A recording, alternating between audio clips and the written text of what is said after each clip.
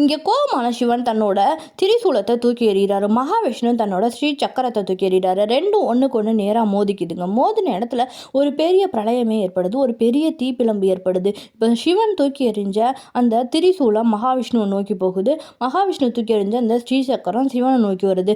இப்போ மகாவிஷ்ணு உடம்புல உள்ள உண்மையான பாசமுள்ள அந்த சிவன் வெளியில் வராரு. இப்போ சிவன் உடம்புல உள்ள மகாவிஷ்ணுவும் வெளியில் வந்துடுறாரு. இப்போ அந்த சிவனை போய் அந்த திரிசூலம் குத்துது. மகாவிஷ்ணுவை அந்த ஸ்ரீ சக்கரம் குத்துது. இப்போ சிவனும் மகாவிஷ்ணு என்ன பண்ணுறாங்க, மறுபடியும் கையில் ஒரு வில்லையும் அம்பையும் எடுக்கிறாங்க.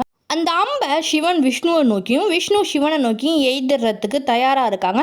இதை பார்வதி தேவியும் மகாலட்சுமியும் பார்த்துக்கிட்டு இருக்காங்க. இப்போ பார்வதி தேவி என்ன பண்ணுறாங்கன்னா, இவங்க ரெண்டு பேருக்கும் யுத்தம் நடக்கிற அந்த இடத்துக்கே வந்துடுறாங்க. வந்தவங்க இவங்க ரெண்டு பேருக்கும் தான் பாசமாக இருந்தப்ப உள்ள நினைவுகள்லாம் நினைவுபடுத்தி பார்க்குறாங்க. இப்போ சிவனும் விஷ்ணுவும் தான் கோவத்தை விட்டுட்டு அதை பற்றியெல்லாம் நினச்சி பார்க்குறாங்க. நினச்சி பார்த்துட்டு அவங்க ரெண்டு பேரும் சண்டை போட்டுக்கிறதையும் நிறுத்திடுறாங்க.